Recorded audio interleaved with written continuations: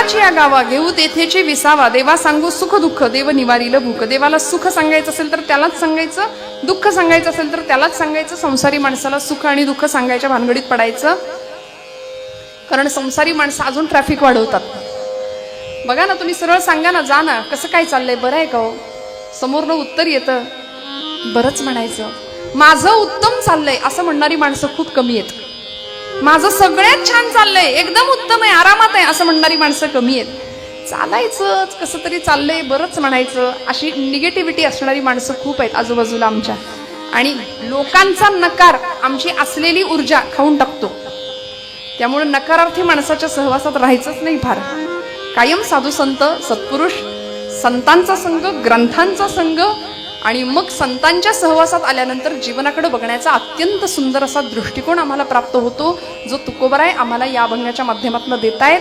भगवंताचं एक वेगळं विलक्षण, अनेकांनी भगवंतांना त्या रूपात पाहिलं, पण तुकोबराय त्या भगवंतांना धर्माची मूर्त असं अभंगात म्हणतायत. देवाचं वर्णन करत असताना देवाचं सामर्थ्य, देवाचं स्वरूप आम्हाला तुकोबराय सांगतायत, की जे सामर्थ्य, जे स्वरूप आणि जो स्वभाव भगवंतांचा आम्ही भागवत ग्रंथाच्या प्रथम श्लोकामध्ये ऐकलेला आहे. सच्चिदानंद रूपाय विश्वोत्पत्त्यादि हेतवे तापत्रय विनाशाय श्रीकृष्णाय वयं नमः. भगवंतांचं स्वरूप, सामर्थ्य आणि स्वभाव सांगितलं या ग्रंथामध्ये, या श्लोकामध्ये.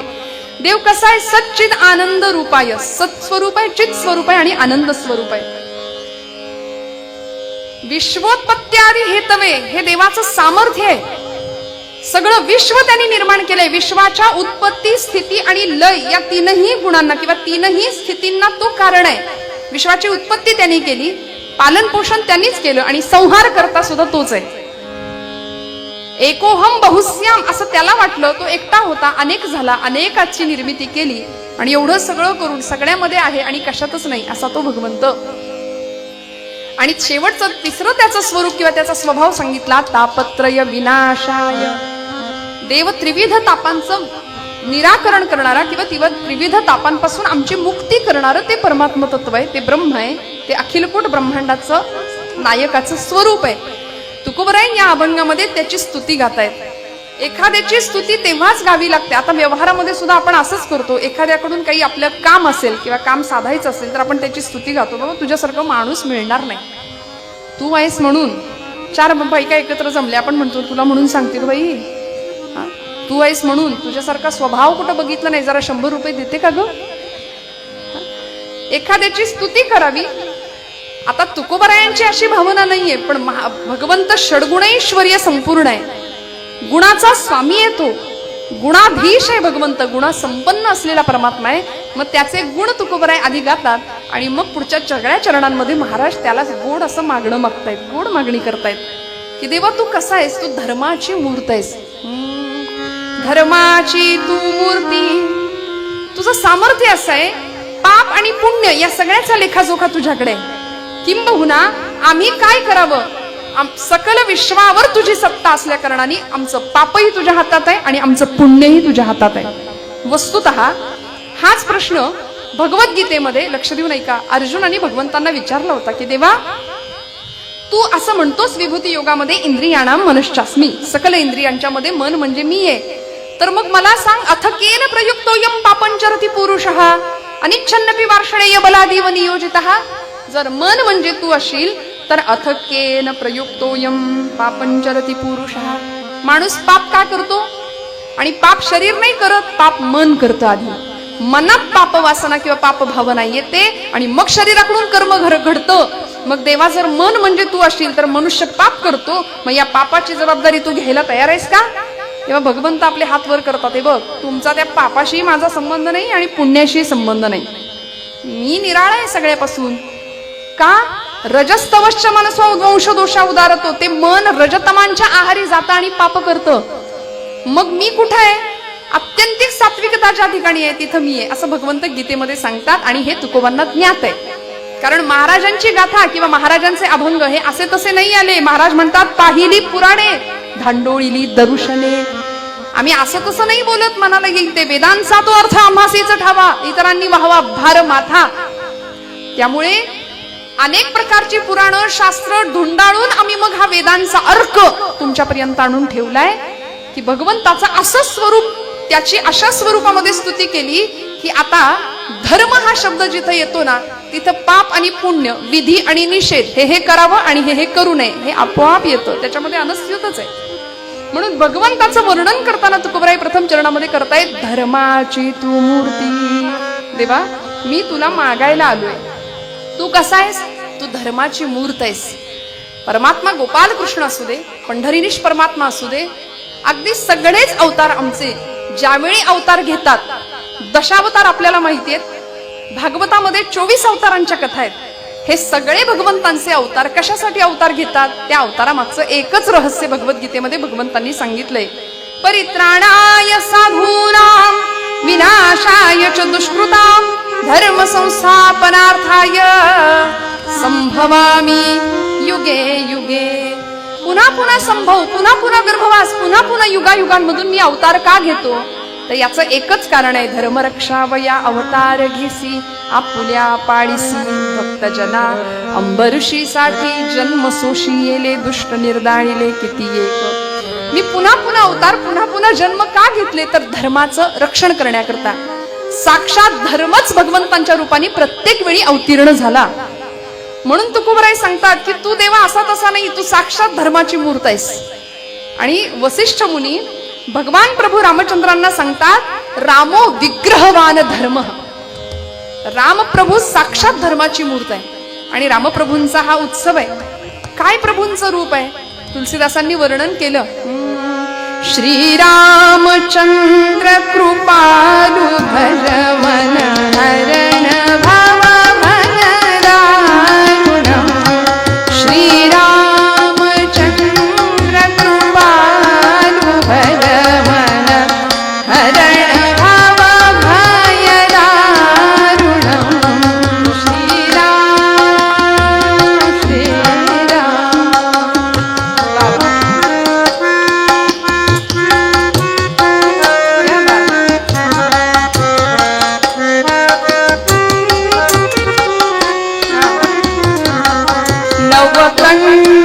नवकंजलोचन कंज मुख पद कंज कर कंजारुण.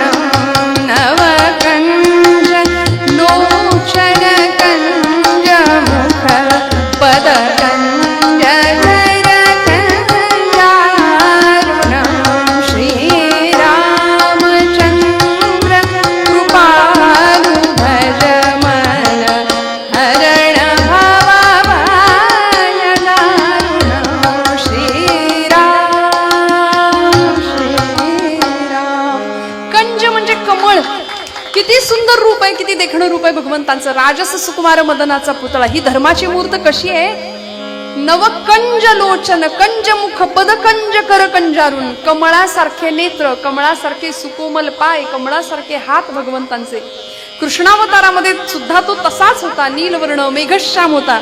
समर्थ म्हणायचे, घनश्याम हा राम लावण्य रूपी महावीर गंभीर पूर्ण प्रतापी करी संकटी सेवकाचा पुढावा प्रभाते मनी राम चिंतित जावा. भगवंतांचं रूप सांगितलं, घनश्याम हा राम लावण्य रूपी. तुकोबराय सांगतात, तू धर्माची मूर्त आहेस. आणि आता धर्म म्हटलं की पाप आणि पुण्य तुझ्या हातात आहे असं म्हणायला हरकत नाही. देवा, तू धर्माची मूर्त आहेस.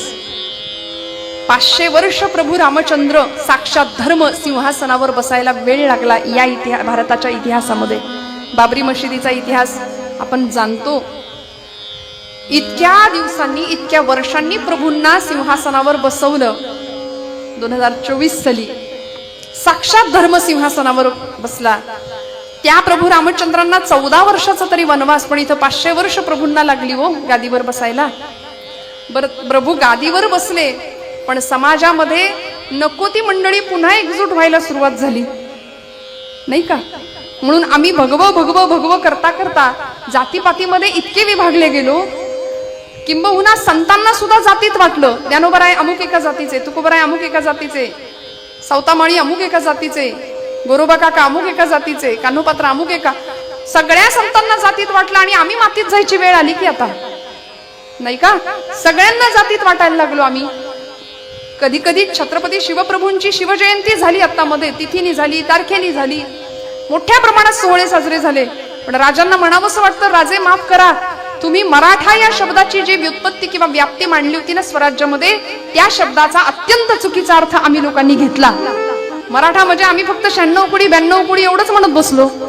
पण तुमच्या लेखी मराठा या शब्दाचा अर्थ होता जो भगव्यासाठी लढतो तो मराठा, जो भगव्याखाली धरातीर्थी पडण्याची तयारी ठेवतो तो मराठा, जो धर्मासाठी मरतो, प्राणांची बाजी लावतो तो मराठा. आमचे पुण्याचे आचार्य आत्रेंनी व्याख्या केली, खरं मराठा कुणाला म्हणायचं, खरा मराठी माणूस कुणाला म्हणायचं? अमुक कुळामध्ये जन्माला आलो म्हणून मराठा नाही. अहो, छत्रपतींच्या सैन्यासाठी लढणारा प्रत्येक मावळा हा मराठा होता. आणि मावळे 18 पगड जातीचे होते. अमुकच जातीतला मावळा छत्रपतींनी हेरून नाही घेतला. 18 पगड जातीचे मावळे स्वराज्यासाठी प्राणांची बाजी लावून, प्रसंगी जीव देण्याची तयारी ठेवून एक एक रत्न हिरा माझ्या छत्रपतींनी निवडला होता. ते मराठा म्हणजे फक्त मराठा नव्हते, त्या जातीचे नव्हते. 12 मावळातले 18 पगड जातीचे सर्व लोक मावळे म्हणून आले आणि त्यांनाच समर्थ म्हणतात, मराठा तितुका मेळवावा, महाराष्ट्र धर्म वाढवावा. त्यामुळे धर्माच्या एका छताखाली ही 18 पगड जातीतली 12 मावळातली मंडळी एकत्र येतात. आत्र्यांनी सांगितलं, मराठी मराठी मराठी कुणाला म्हणायचं? ज्याला ज्ञानोबांची एक तरी ओवी पाठ आहे त्याला म्हणायचं मराठी, आहे का? ज्याला तुकोबरायांचा एक तरी अभंग पाठ आहे त्याला म्हणायचं मराठी. आणि ज्यांनी माझ्या शिवछत्रपती प्रभूंचा एक तरी गड पायाखालनं घालून आणलाय त्याला म्हणायचं मराठी. मराठीची व्याख्या आहे. मग आम्ही याच्यात बसत असू ना तर आम्ही मराठी आहोत, छत्रपतींच्या व्याख्येनुसार, समर्थांच्या व्याख्येनुसार. धर्माचं एक छत्र सबंध जगावर राहावं हे हिंदू राष्ट्र आहे.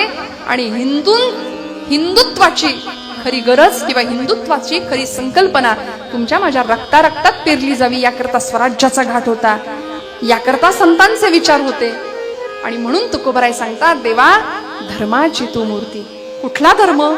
धर्माची व्याख्या सांगितली, धारणात धर्म संयुक्त सधर्म इति निश्चय, तस्या धारण संयुक्त धर्मो धारयते प्रजाहा असं म्हटलंय. धर्मो रक्षति रक्षतः, धर्माचं जो रक्षण करतो त्याचं रक्षण धर्म करतो. धर्म प्रजेची धारणा करतो. सकाळी उठल्यापासून रात्री झोपेपर्यंत आम्ही जे जे कर्म म्हणून करतो त्याला धर्म असं म्हटलंय. विधी निषेधात्मक एक व्यवस्था आहे आपली. जीवन जगत असताना अमुक अमुक गोष्ट करावी आणि अमुक अमुक गोष्ट करू नये, त्याला आम्ही धर्म असं म्हणतो. धर्माच्या अनेक व्याख्या आम्हाला सांगितल्या. ज्यावेळी यक्ष प्रकरणामध्ये कुंती मातेला तहान लागली आणि त्यांचा तो अज्ञातवासात असणारा काळ, सगळ्यात कनिष्ठ पांडव होता सहदेव. तो म्हणाला, आई मी तुझ्यासाठी पाणी घेऊन येतो. तो गेला पाणी आणायला. एका सरोवराजवळ गेला, स्वच्छ पाणी होतं. कमंडलू पाण्यामध्ये बुडवला, पाणी घेऊन निघणार. एवढ्यात त्याच्या कानावर बातमी आली, माझ्या प्रश्नांची आधी उत्तर दे, मग तुला माझ्या तळ्यातलं पाणी घेऊ देतो. ऐकलं नाही, तिथं मूर्छित पडला. पुन्हा नकुल गेला, नकुलाच्या बाबतीतही तेच घडलं. अर्जुन गेला, भीम गेला, सगळ्यांच्या बाबतीत तेच घडलं. सगळ्यांच्या कानावर आकाशवाणी आली होती की माझं ऐकल्याशिवाय, माझ्या प्रश्नांची उत्तरं दिल्याशिवाय तुला या तळ्यातलं पाणी घेता येणार नाही. ऐकलं नाही. शेवटी धर्मराज युधिष्ठिर त्यांनाच म्हणायचं, जो युद्धी स्थिर आहे त्याला युधिष्ठिर म्हणायचं. जो युद्धी स्थिर. आजही तुमच्या माझ्या आयुष्यामध्ये रोज युद्धाचे प्रसंग आहेत की नाही? रोज आहे. म्हणजे काय आपण ढाल तलवारी घेऊन लढतोय का? नाही हो. पण अखंड संघर्ष आहे, वैचारिक संघर्ष आहे. महाराज म्हणले, रात्रंदिन आम्हा युद्धाचा प्रसंग, अंतर्बाह्य जग आणि मन, अखंड संघर्षजन्य परिस्थिती आहे. पण अशा स्थितीमध्ये काय करायला लागेल? धर्मराजांनी सगळ्या आपल्या 4ही भावंडांना पाहिलं. एखाद्याने आकांतांडव केला असता, तलवार काढली असती, लढण्यासाठी सज्ज झाला असता, पण हात जोडले आणि युधिष्ठिरांनी प्रार्थना केली, हे स्थानदेवतांनो, हे ग्रामदेवतांनो, हे जलदेवतांनो, जो कोणी तुम्ही असाल, कृपया माझी ही 4ही भावंड इथं कुठलाही अपराध नसताना मृतवत पडलेली आहेत, ज्याने कुणी हे काम केले तो कृपया माझ्या समोर येईल काय? याला म्हणायचं धर्मराज. इतक्या नम्रतेने बोलल्यानंतर मग तो यक्षराज प्रकट होतो. महाभारतामध्ये हा प्रसंग आहे. आणि मग यक्षराज धर्माला अत्यंत सुंदर असे प्रश्न विचारतात. त्यातला एक प्रश्न होता, राजा, धर्माची दिशा काय असावी? खरा धर्म कुणाला म्हणायचं? काय असावी धर्माची दिशा? धर्मराजांनी एकाच शब्दात उत्तर दिलं होतं, धर्माची दिशा म्हणजे संत. संत आम्हाला धर्माची दिशा दाखवतात आणि संतांनी दाखवलेल्या मार्गालाच आम्ही धर्म असं म्हणतो. आज आमच्या या धर्मावरती अनेक प्रकारचे आक्रमण, हजारो वर्षांच्या परंपरेने, हजारो वर्षांचा इतिहास आहे. नुसते मुघल आले का? शक आले, हुन आले, डच आले, पोर्तुगीज आले, इंग्रज आले, मुघल आले. अनेकांनी अनेक प्रकारच्या स्वाऱ्या केल्या. सगळे लुटारू सगळं लुटून नेण्याच्या मागे लागले. पण खरी आमची भारतीय हिंदू संस्कृती नाही कुणाला नेता आली. ती आमच्या रक्तात रोमात भिनलेली आहे, नाही नेता आली. का? इतर संस्कृतींचं उत्खनन करून हडप्पा मोहनजोदडो काढता आल्या, पण हिंदू संस्कृती अशी उत्खनन करून मिळणार नाही. ती आमच्या रक्तात आहे, ती आमच्या रोमात आहे. हिंदुत्व म्हटलं, छत्रपती शिवप्रभू धर्मवीर छत्रपती संभाजीराजांचा बलिदान दिवस परवा पार पडला. फाल्गुन वद्य अमावस्येचा दिवस, मृत्युंजय अमावस्या जिला म्हणतात. 39 दिवसांचा अतोनात छळ करून अमावस्येच्या दिवशी अत्यंत निर्घृणपणे माझ्या राजाला औरंग्याने मारलं. धडापासनं मस्तक वेगळं केलं, शिरच्छेद केला, पायापासनं डोक्यापर्यंत इंच एवढे तुकडे माझ्या राजाच्या देहाचे केले. पण धर्म या एका संज्ञेसाठी, धर्म या एका संकल्पनेसाठी राजांनी सगळं सहन केलं. माझ्या शिवछत्रपती नावाच्या पित्यानी, माझ्या बापानी निर्माण केलेलं स्वराज्य चढतं वाढतं. ते साधं सुद्धा नाही, ते प्रतिपाश्चंद्र लेखे व वर्धिष्णूर विश्ववंदिता शाह सुनो शिवसैषा मुद्रा भद्राय राजते या न्यायानी प्रतिपदेच्या चंद्रकोरी प्रमाणे चढणारं वाढणारं माझ्या वडिलांनी निर्माण केलेलं राज्य हे मी राखणार नव्हे. पुत्र कसा होता? धर्म काय पद्धतीने रक्षण केलं असेल धर्माचं? वडिलांनी वाढवलेलं राज्य पुढच्या 9 वर्षाची फक्त कारकीर्द संभाजीराजांची, 9 वर्ष 9 महिने राज्यावर बसले होते गादीवर. या 9 वर्षामध्ये वडिलांनी निर्माण केलेलं स्वराज्य 1 नाही 2 नाही 5 पटीने वाढवलं. याला म्हणायचं पुत्र भावाईचा गुंडा, ज्याचा तिन्ही लोकी झेंडा. आमची पोरं वडिलांनी मिळवलेलं सगळं घालवतात. वडील म्हणतात आम्हाला मिळालं नाही, आमच्या पोरांना मिळावं म्हणून कमवून ठेवतो. परवा एका आजोबांना विचारलं, म्हणले एवढी चिंता का करताय तुम्ही? का बरं चेहऱ्यावर चिंता आहे? 7 पिढ्या बसून खातील एवढं तुम्ही कमवून ठेवले. ते म्हणले बाई ग, 8वी पिढी काय खायली याची चिंता लागली. आम्ही कशाची चिंता करतो? चिंता चिता समायुक्ता बिंदू मात्रम विशेषतः सजीवम दहते चिंता, निर्जीवम दहते चिता. एका अनुस्वाराचा फरक आहे. निर्जीव माणसाला जाळण्याचं काम चिता करते, सजीव माणसाला जाळण्याचं काम चिंता करते. मग ही चिंता सोडावी, परमेश्वराला शरण जावं. तुकोबराय त्याची स्तुती करतात, देवा तू कसा आहेस? तू धर्माची मूर्त आहेस. अवतार घेतला षडगुणैश्वर्य संपन्न म्हणून. कृष्णावतारामध्ये ज्ञान वैराग्य ऐश्वर्य यशश्री औदार्य हे 6 गुणवर्य वसती जेथ. येणे कारणे भगवंत जो निसंगाचा सांगा तू, तो म्हणे पार्था दत्त चित्तू होई आता. भग म्हणजे गुण आणि वान म्हणजे व्यापण. गुणांनी जो व्याप्त आहे त्याला भगवान म्हटलंय. आणि असा गुणाधीश, गुणांचा स्वामी असलेला भगवंत आहे. त्याच्याकडे किती गुण आहेत? ज्ञान वैराग्य ऐश्वर्य यशश्री औदार्य. तो ज्ञानी आहे. कुठलं ज्ञान? फिजिक्स केमिस्ट्री झूलॉजी बायोलॉजी असलं ते तर होतच हो, त्याला ते तर होतच. पण आत्मस्वरूपाचं ज्ञान असणं अध्यात्मशास्त्राच्या दृष्टीने महत्वाचं आहे ना. मी कोण? स्वतःला कायम प्रश्न विचारत राहायचे, who I am, who I am, who I am. बघा ना, विचारलं का कधी आपण स्वतःला प्रश्न, मी कोण? उत्तर मिळतं अमुक अमुक अमुक, माझं नाव, माझ्या देहाला दिलेलं नाव. मी कोण आहे? अमुक अमुक अमुक. परत एकदा विचारायचं, हु आय एम. आता सांगितलं की अमुक अमुक अमुक माझं नाव. नाही, मी अमक्या अमक्याचा लेख. बर. परत विचारायचं, मी कोण? मी या गावचा एक नागरिक आहे, या देशाचा एक नागरिक आहे. मी कोण? परत विचारत राहायचं. मग आम्हाला एक दिवस उत्तर मिळतं, अहम ब्रह्मास्मी. मी ब्रह्म आहे, मी तोच आहे, मी त्या भगवंताचा एक अंश आहे. जे निवृत्तीनाथांना उत्तर मिळालं, जे ज्ञानोबांना उत्तर मिळालं, आम्ही चकोर हरिचंद्रमा, आम्ही कला तो पौर्णिमा, हे निवृत्तीनाथांना मिळालेलं उत्तर आहे. जे ज्ञानोबांना मिळालं अनंत वेशे अनंत रूपे देखील आम्या त्यासी बाप रखुमा देवीवर खूण बाणली तैसी योगी या दुर्लभ तो मिया देखिला साजणी. योग्यांना दुर्लभ असलेला सुद्धा परमेश्वर निर्गुण परमात्मा तो मला बघायला मिळाला. आता धर्माला म्हणजे तुकोबरायांनी त्याला धर्माची मूर्त म्हटले. धर्म या संकल्पनेमध्ये देवाला ठेवले. धर्म म्हणजे देव साक्षात धर्म. धर्मच अवताराला आला भगवान गोपालकृष्णांच्या रूपाने. म्हणून तर कृष्णम वंदे जगद्गुरु म्हणून रथाचं सारथ्य करत असताना धर्माचं संरक्षण करण्याकरता धर्म स्वतःच उभा राहिला. दुर्योधनाला लाख समजावून सांगितलं होतं, बाबा रे सोड असत्याची बाजू. शिष्टाई करता गेले होते की नाही तिथं? कुठे गेले होते? आपण जागे आहेत ना सगळे? शिष्टाई करता भगवान गोपालकृष्ण गेले दुर्योधनाच्या त्या कौरवांच्या सभेमध्ये. समजावून सांगितलं, दुर्योधना पांडवांना काही नको रे बाबा, 5 गावं मावतील एवढी जमीन दे आणि रिकामा हो ना. कशाला काळजी करतोस? नको ते युद्ध. दुर्योधन म्हणतो 5 गावच काय, सुईच्या टोकावर मावेल एवढी जमीन सुद्धा पांडवांना मिळू देणार नाही. काय करायचं ते कर म्हणले कृष्णा. तुला मी धर्माच्या 4 गोष्टी सांगतोय ऐक.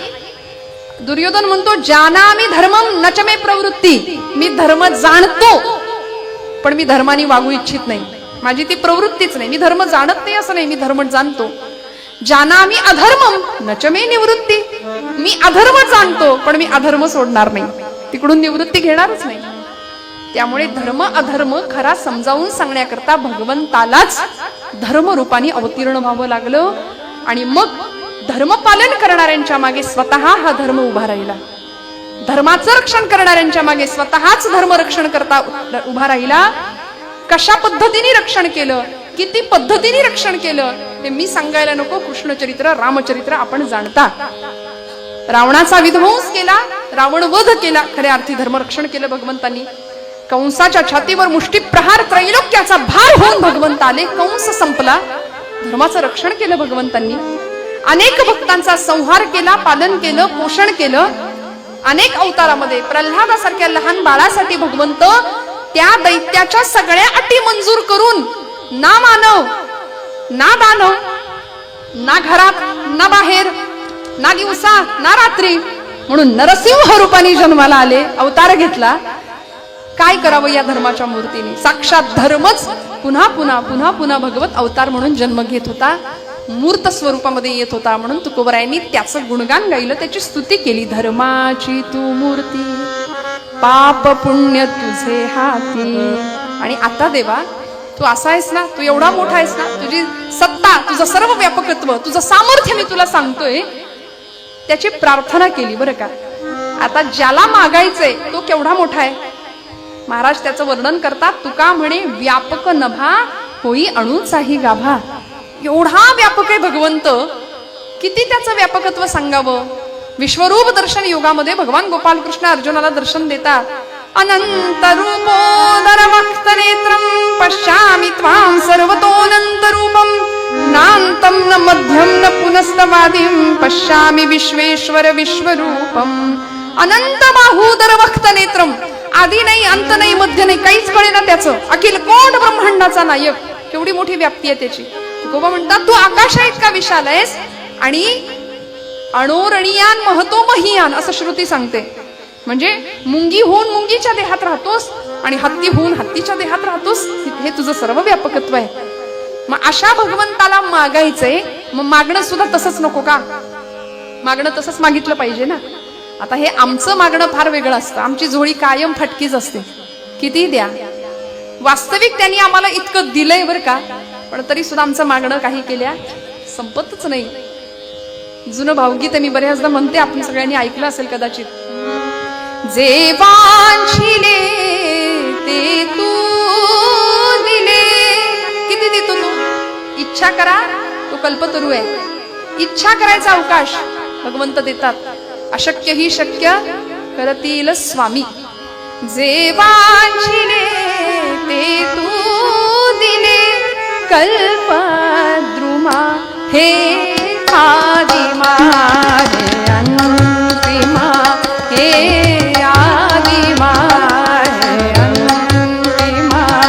जे वांछिले ते तू दिले.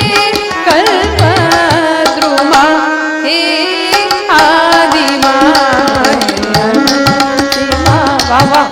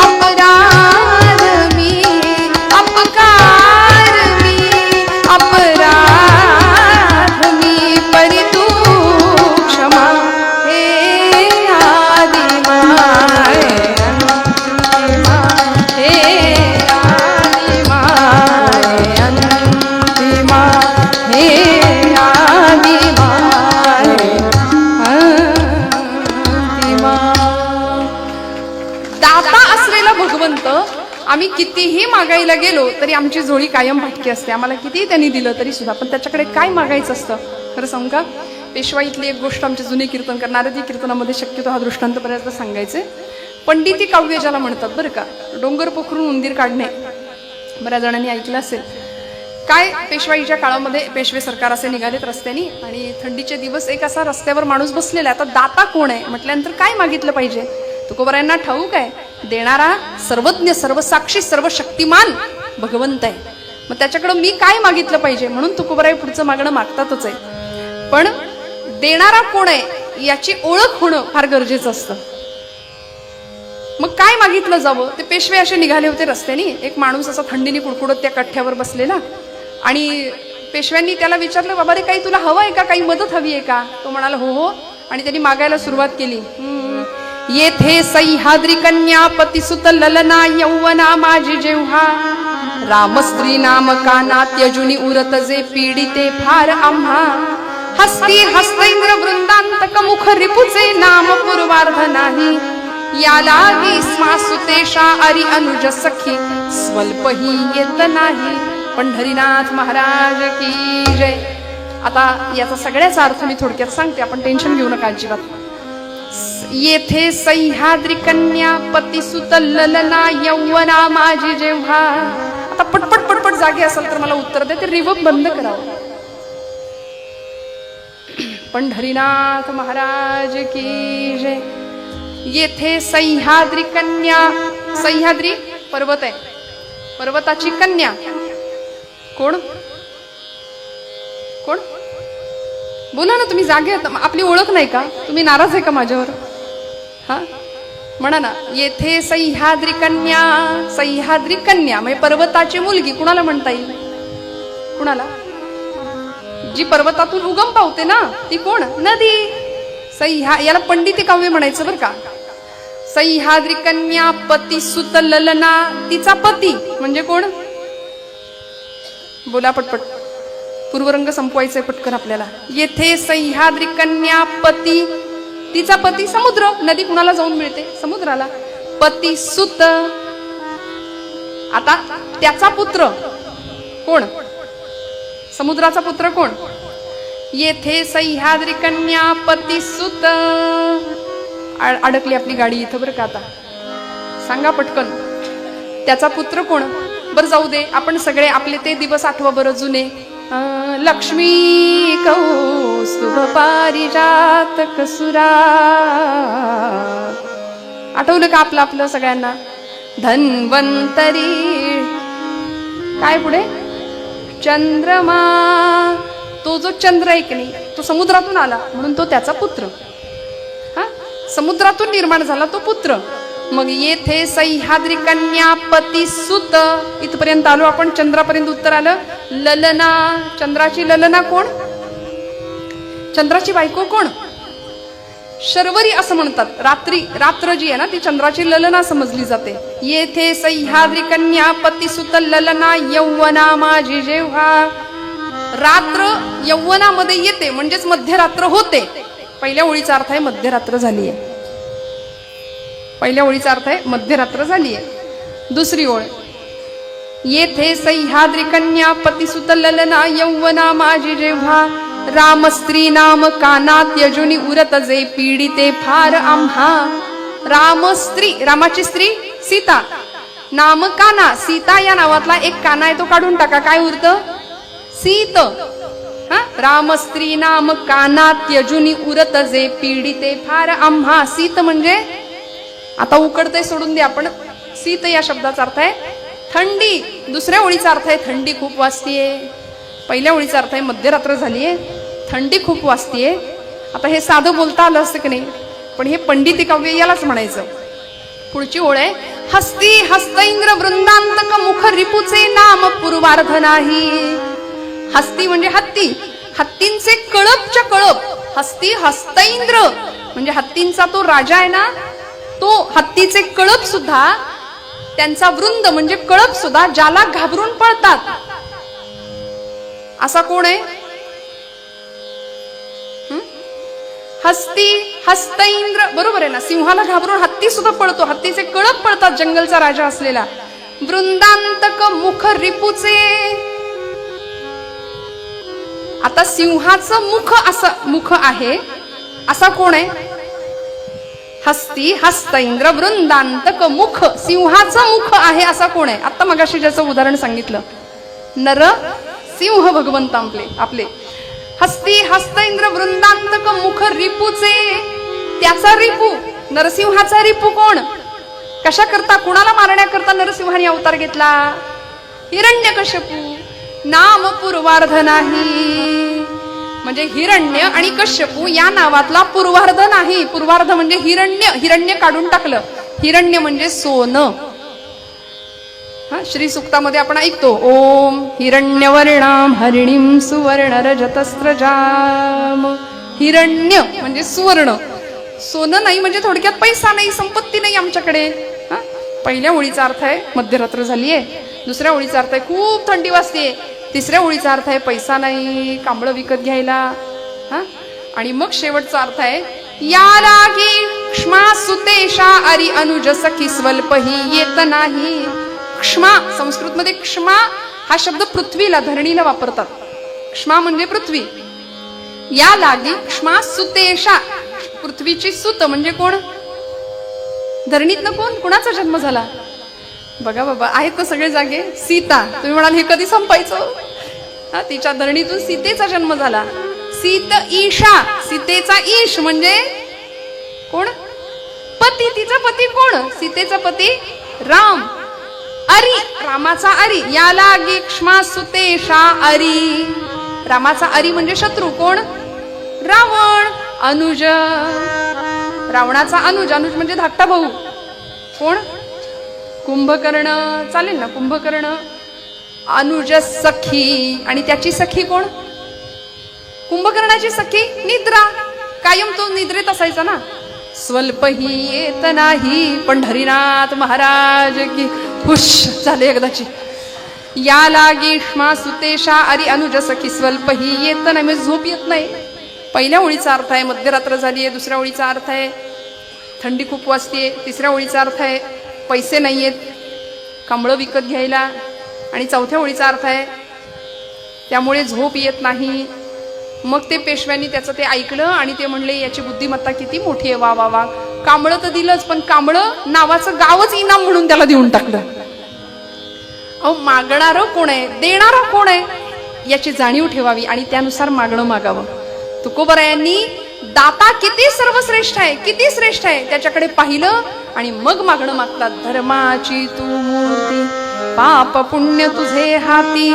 आणि मग मागणं मागतात, देवा काय देशील? मज सोडवी दातारा, कर्मापासून दुस्तरा. देवा द्यायचंच असेल तर असं दान दे किंवा असं इच्छा पूर्ण कर की या कर्मबंधनामध्ये मी अत्यंत वाईटरित्या फसलोय, मला या कर्मबंधनातनं सोडव, या संसार बंधनातनं मला सोडव. आणि आमच्या सगळ्या दुःखाला कारण जर कुठलं असेल ना तर आमचं कर्म. जे कर्म आम्ही अनेक जन्मांचं फळ म्हणून घेऊन आलोय, गाठोडं घेऊन आलोय. प्रत्येक जण या कर्माचं गाठोडं घेऊन इथं आलाय. हे कर्म तुम्हाला मला कुणालाच नाही चुकलं. या कर्माचे भोग भगवंताला सुद्धा नाही चुकले तर आपण कोण? मग काय करायचं इथं येऊन? आणिले बांधून सारे, आणिले बांधून सारे, ते इथे भोगायचे, ते इथे भोगायचे सारा संभवून राम हृदयी ध्यायचे. आणिले बांधून घेऊन आलोय आपण प्रत्येक जण. इथं भोगायचंय. करायचं काय इथं आल्यानंतर? आशा तृष्णा मोह सारे, पाश हे तोडायचे, काय ते कर्तव्य माझे, भार हे राखायचे. राम रंगी रंगोनी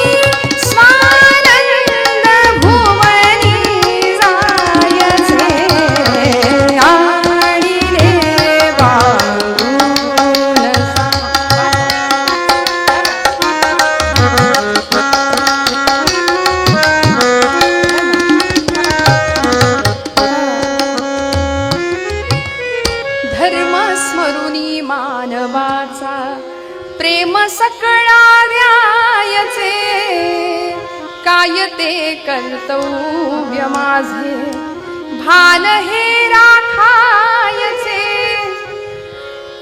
जे जे बांधून आणलेलं कर्माचं गांड सरकतोय. अरिस्टॉटल म्हणायचा change is the only constant thing. या जगामध्ये स्थिर काय असेल तर बदल. बदल ही एकमेव अशी गोष्ट आहे की जी स्थिर आहे. अखंड बदलत राहतो आपण, अखंड बदलत राहतो. संसार परिवर्तनशील आहे, अखंड परिवर्तन होत राहतं. आणि मग या संसारामुळे, या कर्मबंधनामुळे आम्ही असे गुरफटलो याच्यामध्ये की आम्ही दुःखाला कारण ठरलो. आमच्या वाट्याला दुःखच यायला लागलं वारंवार. साधी गोष्ट आहे, आम्ही संसाराला धरलंय की संसाराने आम्हाला पकडलंय? झोप आली का? हा, काय म्हणणं आहे आपलं?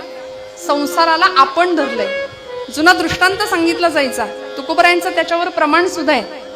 एका राजाने एक माकड पाळलं होतं आणि त्या माकडाची परीक्षा घेण्याकरता राजा प्रधानाला घेऊन जंगलात गेला. एका झाडाच्या डोलीमध्ये मुठभर फुटाणे त्यांनी टाकले आणि माकडाला सांगितलं, म्हणजे माकडाला आता ते फुटाणे दिसले तसं ते माकड आपोआप धावत गेलं आणि त्या झाडाच्या डोलीमध्ये त्यांनी हात घातला. फुटाणे भरून मूठ भरून फुटाणे घेतले आणि आता बाहेर हात काढायला लागला तर तो हात काही बाहेर येईना. हाताचा आकारमान वाढलं. मूठ भरली फुटाण्यांनी. गरज काय होती? मूठ सोडण्याची. मूठ सोडली असती, हात आपोआप बाहेर आला असता. पण ते शेवटी माकडच. म्हणजे ही माकडाचीच गोष्ट आहे बरं का. ते माकड मूठ काही केल्या सोडायलाच तयार नाही. संसाराला आपण धरलंय की आपण संसाराला धरलंय हा प्रश्न आहे आपला. त्या माकडाला कळेनाच, अरे मूठ सोड, हात आपोआप बाहेर येईल, पण मूठ सोडायला तयार नाही.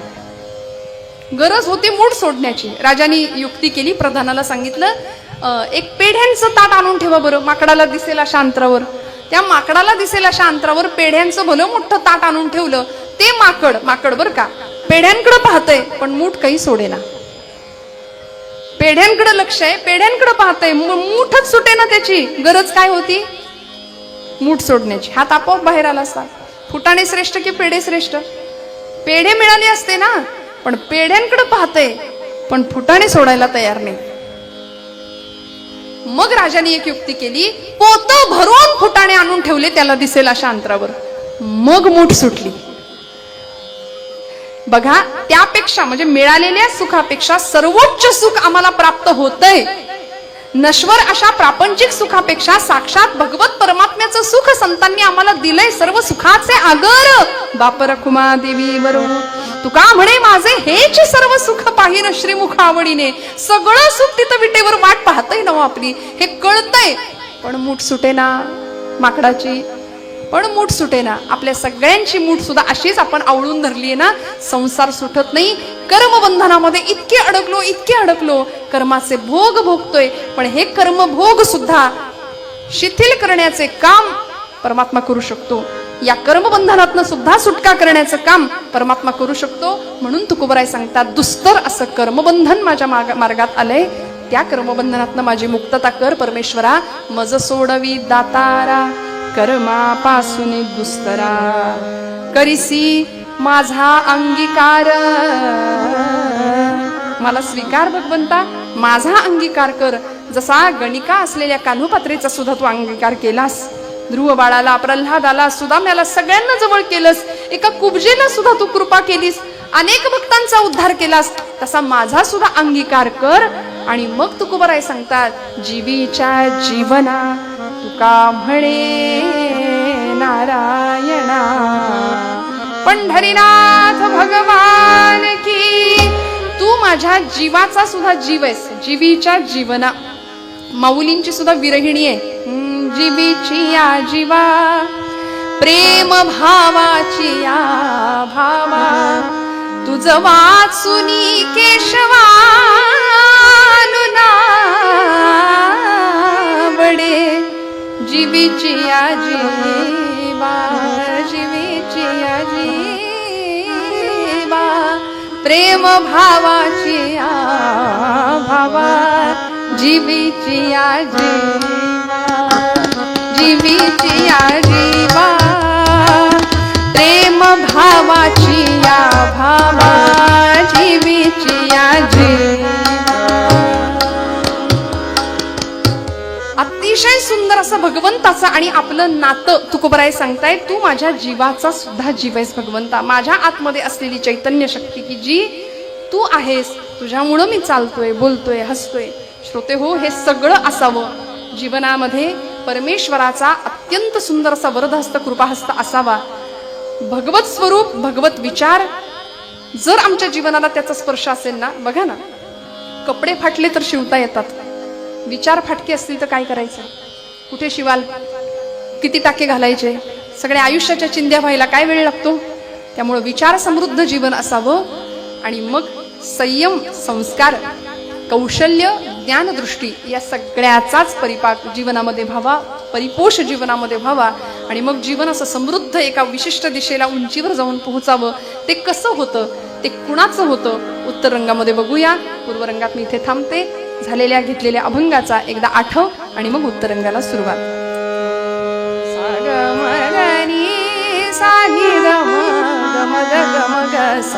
धर्माची तू मूर्ती, मूर्ती धर्माची तू मूर्ती, मूर्ती धर्माची तू मूर्ती.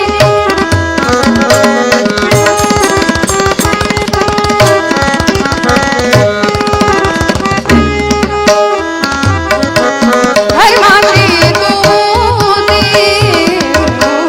धर्माची तू मूर्ती, धर्माची तू मूर्ती. पाप पुण्य तुझे हाती, पाप पुण्य तुझे हाती, धर्माची तू मूर्ती.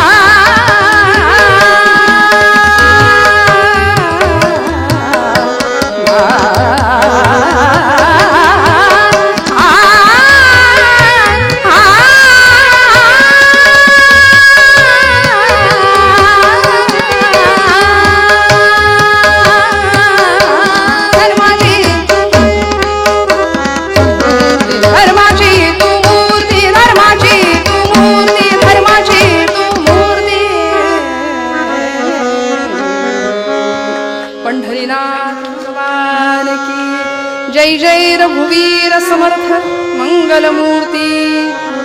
गोड भजन करूया सगळ्यांनी, हाताने टाळी, मुखाने मस्त खणखणीत आवाजामध्ये नाम. सगळे तयार आहेत, एकदम रिलॅक्स बसा, काही टेन्शन घेऊ नका. 11:30च्या पुढे नेत नाही, काळजी करू नका, चालेल ना. एकदम ताठ बसा. ज्यांना असं वाटतंय आपण तरुण आहोत त्यांनी ताठ बसा, म्हणजे मी आपलं जरा जपून बोलते. आणि खणखणीत सगळं टेन्शन, सगळा ताप, सगळं फ्रस्ट्रेशन काही क्षण बाजूला सोडा. मस्त हाताने टाळी. जी टाळी जन्म मरणाते टाळी, म्हणून कीर्तनी वाजवा शुद्ध टाळी. कीर्तनातली टाळी जन्म मरण टाळते, अनेक आधिव्याधी टाळते. त्यामुळे खणखणीत टाळी, खणखणीत नाम, सगळ्यांचा आवाज. भजन सोपं सांगते. विटेवरी उभा कटेवरी हा, पूर्ण ब्रह्म हा पंढरीना. विटेवरी उभा कटेवरी हा, पूर्ण ब्रह्म हा पंढरीना. तुला विटेवरी उभा कटेवरी हा, पूर्ण ब्रह्म हा पंढरीना. विटेवरी उभा कटेवरी हा,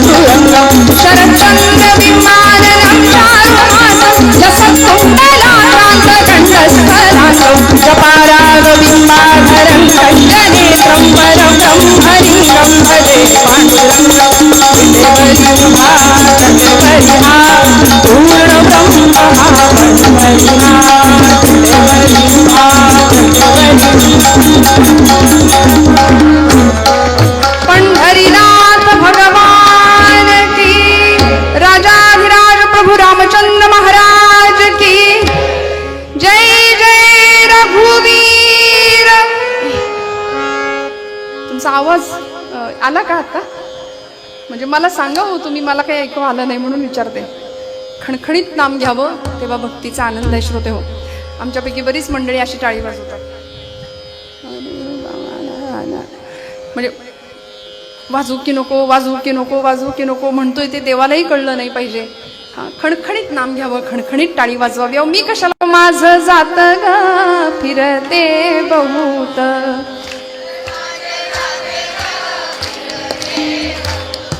सुंदर माझे जाते ग फिरते बहुत.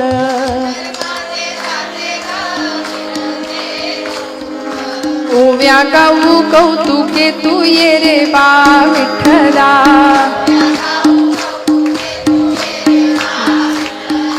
बघा कसे आमचे पुरुष वर्ग मंडळी. तुम्हाला म्हणायला सांगितली आमचं काहीच काम नाही, तुम्ही म्हणा.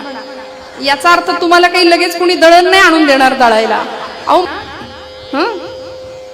सुंदर माझं जात ग फिरते बहुत. बोला बोला मागे. ओव्या गाऊ कौतुके तू ये रे बा विठ्ठला.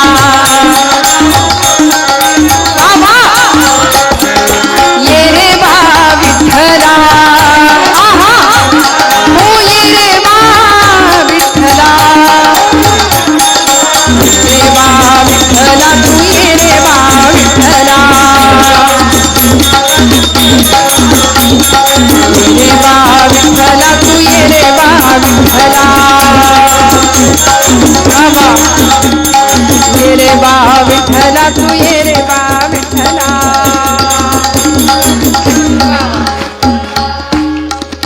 असा प्रपंच, अध्यात्माचा स्पर्श असलेला प्रपंच करायला काय हरकत आहे?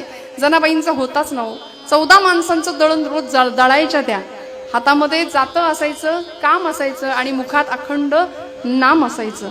आपण जर चपाती भाकरी भाजी करताना इथं केल्याची किंमत नाही, खाल्ल्याची किंमत नाही, गिळा एकदाशी असं करून जर वाढलं तर खाणाऱ्याला तुम्ही बासुंदी वाडा, श्रीखंड वाडा, आम्रखंड वाडा, काही त्याचा अर्थ नाही.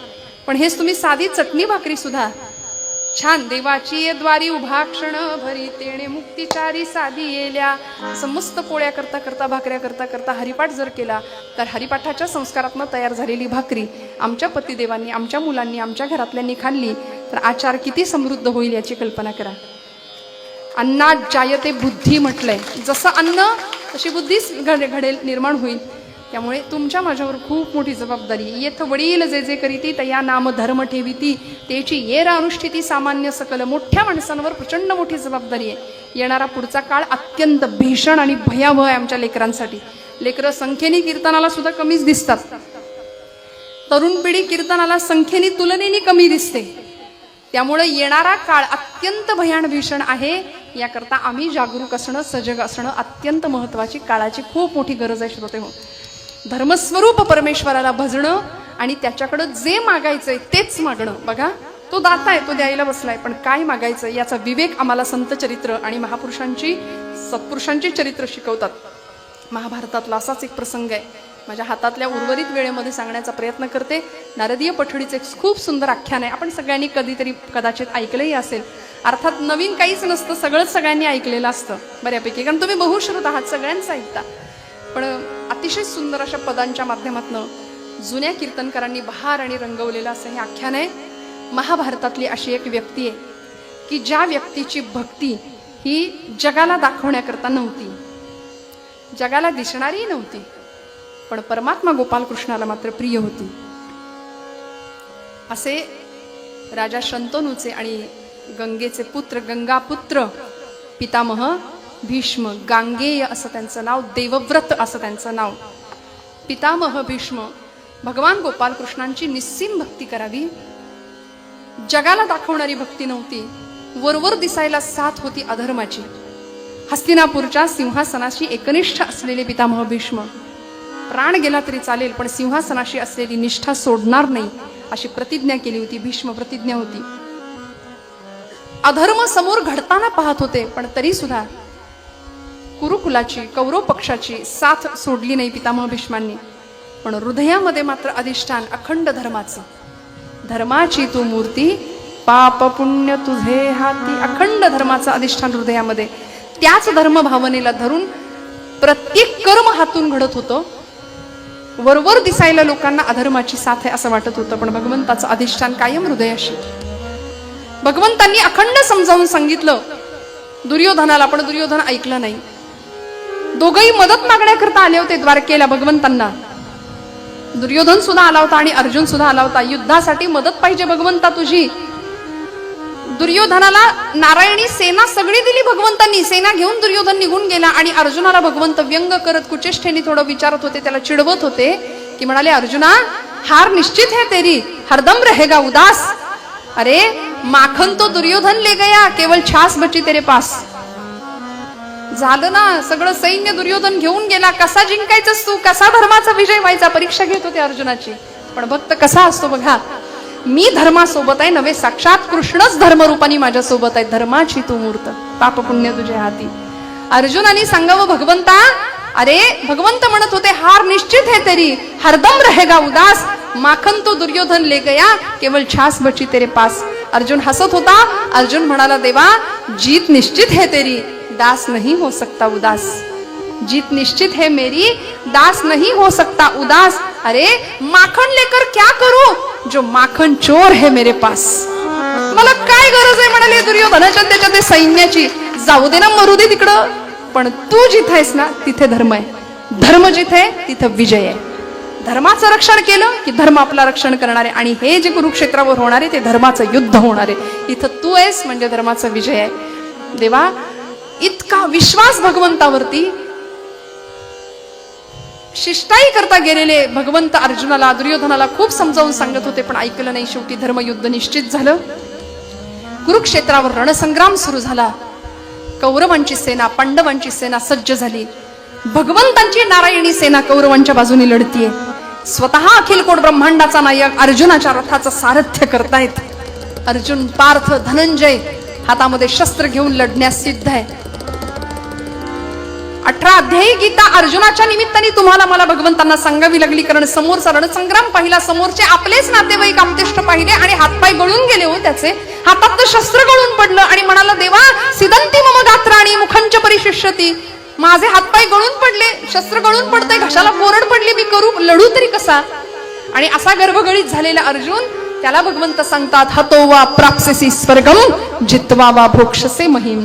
रणांगणावर धारातीर्थी पतन पावलास तर अर्जुना स्वर्गात जाशील आणि जिंकलास तर धर्माचं राज्य आहे ते तुझं आहे, लक्षात ठेव. प्रचंड मोठी ताकद अर्जुनाला मिळाली गीतेच्या माध्यमातून. आणि शेवटच्या अध्यायात अर्जुन सांगतात नष्टो मोह स्मृतिर्लब्धा तत्प्रसादान मयाच्युता स्थितोस्मि गतसंदेह करिष्ये वचनम तव. सगळा संदेह संपला देवा, आता लढायला सिद्ध आहे मी. आणि मग लढाई सुरू झाली. धर्मयुद्ध सुरू झालं. 5ही पांडव 100 कौरवांना भारी पडत होते. कारण धर्म साक्षात लढत होता या बाजूने. अधर्माची साथ कोणीच नव्हतं देत. आणि अशा वेळी 9 दिवस झाले आज युद्धाला सुरू होऊन. 9 दिवस आणि 9व्या दिवशीची संध्याकाळ. कुरुकुलाचे म्हणजे कौरवांचे सेनापती पितामह भीष्म कौरवांच्या बाजूने लढतायत. आणि इकडे अर्जुन उभा आहे भीष्मांच्या विरुद्ध लढण्याकरता. म्हणजे आजोबा आणि नातू यांच्यात युद्ध चालू आहे. अर्जुनाने काही क्षणाच्या पराक्रमाने सगळ्यांचे डोळे दिपवून टाकले आणि सगळ्यांना खात्री वाटली की अर्जुनाचा विजय होणार. पितामह भीष्म आज संपणार बहुतेक, पण ते इच्छामरणी होते. पितामह भीष्म संपणार अशी खात्री सगळ्यांना वाटावी. अर्जुनाने 1.5 घटकेमध्ये बाणांची अशी काही झाडी लावली पितामहांच्या अंगावरती. सर्वांगाला जखमा झाल्या, सर्वांगामध्ये बाण घुसलेले, एक एक बाण असा बाजूला काढत होते. रक्तबंबाळ झालेला देह. पण पितामह भीष्मांना अत्यंत धन्य वाटत होतं की माझा नातू अर्जुन स्वतः समोर उभा आहे. त्याचा पराक्रम धनुर्विद्येतला पाहतायत आणि त्याच्या रथाचं सारथ्य करणारा अखिल कोट ब्रह्मांडाचा नायक भगवान द्वारकाधीश गोपाल कृष्ण. धन्य वाटत होतं पितामहांना. तिथूनच नमस्कार करत होते. संध्याकाळ झाली, सूर्यास्ताची वेळ जवळ आली. सगळ्यांना वाटलं पितामह भीष्म संपणार, पण युद्धशास्त्राच्या नियमानुसार सूर्यास्त झाला की युद्ध थांबवावं लागायचं. मध्ये एक दिवस मिळायचा, त्या दिवसात सगळं तिथलं रक्ताचा चिखल, मेलेली सगळी ती प्रेत सगळं उचलून बाजूला करायचं. परत मध्ये एक दिवस ठेवून पुढचा दिवस युद्ध. असं ते युद्ध चाललेलं. आणि 9व्या दिवशीची ते संध्याकाळ सगळ्यांना वाटलं पितामह संपणार, पण त्या दिवशी सूर्यास्त झाला, युद्ध थांबवावं लागलं. सगळे आपापल्या शिबिरात निघून गेले. अर्जुन सुद्धा आपल्या शिबिरात निघून गेला. पण सगळीकडे अर्जुनाच्याच पराक्रमाचं गुणवर्णन चालू होतं. वा वा वा, काय अर्जुनाचा पराक्रम, काय अर्जुनाची धनुर्विद्या, सगळीकडे त्याचं कौतुक. आणि बरीच माणसं अशी असतात समाजामध्ये की त्यांना काही जणांचं कौतुक सहन होत, त्यांना दुर्योधन म्हणावं, नाही का. अर्जुनाचं कौतुक दुर्योधनाला नाही सहन झालं. अहो, स्तुती करावी, जे योग्य आहे, जे तिथं कौतुक करण्यासारखं आहे तिथं कौतुक करावं ना. अर्जुनाचा पराक्रम पाहिला, त्याचं कौतुक सगळे करतायत, ते काही सहन झालं नाही. सगळ्यांना आनंद झाला, पण त्याला मात्र वाईट वाटलं. पितामह भीष्म आपल्या शिबिरात गेले होते, सर्वांगाला जखमा झाल्या होत्या, औषध पाणी करत होते. पण या मात्र दुर्योधनानी तातडीची इमर्जन्सी बैठक बोलवली, गुप्त बैठक. आणि बघा ना, 5000 वर्षापूर्वीपासूनचा इतिहास आहे आपला. आदल्या रात्रीच मतं बदलतात की नाही, अजून सुद्धा गुप्त बैठका होतात की नाही लगेच. अहो काय पक्षनिष्ठा, पक्षनिष्ठा, आज मी तुम्हाला पक्षनिष्ठेविषयी सांगतो, तुमचा कितवा पक्ष असं विचारायची वेळ येते. मग कार्यकर्त्यांना पण प्रश्न पडतो, विठ्ठला कोणता झेंडा घेऊ हाती, गाणं लिहायला लागला अवधूत गुप्तेला. त्यामुळे 5000 वर्षापूर्वीचा हा इतिहास.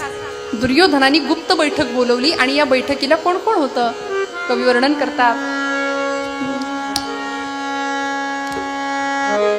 कर्ण, शकुनी, दुःशासन आणि चौथा दुर्योधन. म्हणती कवण्या मिसे करून पांडुनंदन जिंकावे.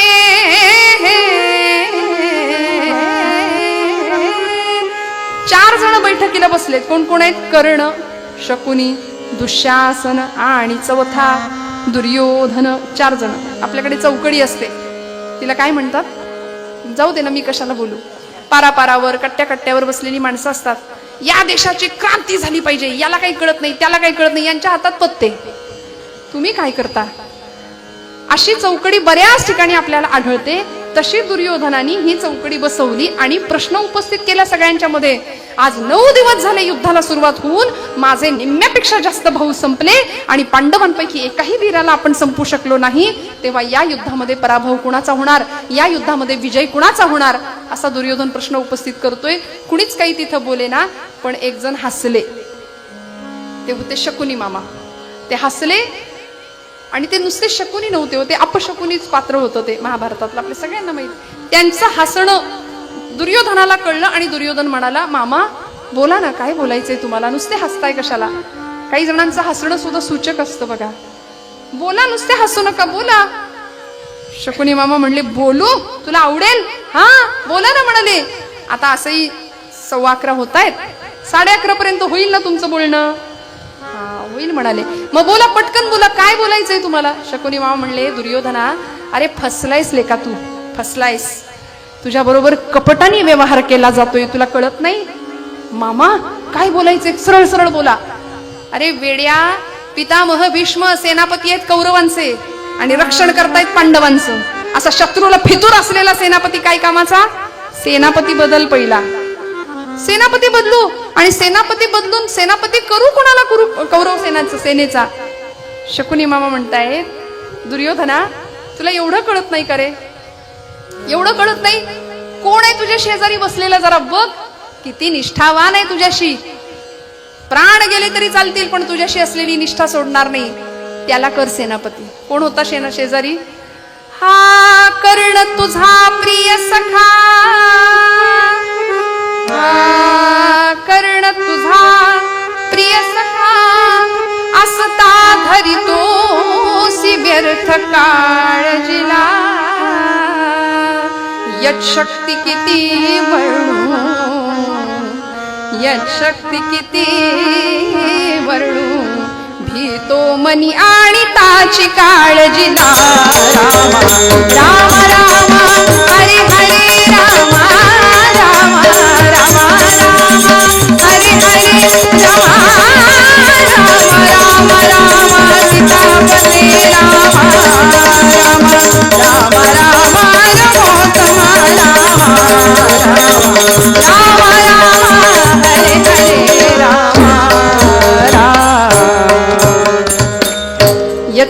किती वर्णू भीतो मनी आणि ताच काळ जिला. अरे काळ सुद्धा ज्या शक्ती समोर उभा राहू शकत नाही, काळ घाबरतो ज्या शक्तीला, असा कर्ण तुझा प्राणप्रिय सखा मित्र असताना तू घाबरतो कशाला? याला सेनापती कर ना. पण दुर्योधन अजूनच शंकेनी संशयानी पाहतो एक शकुनीकडे. मामा म्हणले, शकुनी मामा म्हणले की दुर्योधना, अरे नाही इथे मामा आहे तो, पण ते चांगले मामा आहेत आमच्या सगळ्यांचे, पंढरीनाथ भगवान की. मामा म्हणले बोलू, तुला आवडेल का? तुला आवडेल? कर्णाला सेनापती पदावर रुजू कर, भीष्मांना सेनापती पदावरनं बाजूला कर, आणि माझ्यावर विश्वास नसेल तर आत्ता या क्षणाला जा, भीष्मांच्या शिबिरात जा, तिथं बघ काय चाललंय ते, तिथं जाऊन बघ. आणि दुर्योधन खरंच की रात्रीच मध्यरात्रीच गेला. पितामह भीष्मांच्या शिबिराच्या बाहेर उभा राहिला आणि कानावर शब्द बाहेर पडले, श्री कृष्ण गोविंद हरे मुरारे, हे नाथ नारायण वासुदेव, प्रद्युम्न दामोदर विश्वनाथ, मुकुंद विष्णू भगवन नमस्ते, गोपाल कृष्ण भगवान की. आणि भीष्मांच्या मुखातनं श्रीकृष्ण परमात्म्याचं नामस्मरण ऐकलं आणि मामांचं बोलणं दुर्योधनाला पटलं. म्हणाले खरंय की, असा शत्रूला फितूर असलेला सेनापती काय कामाचा?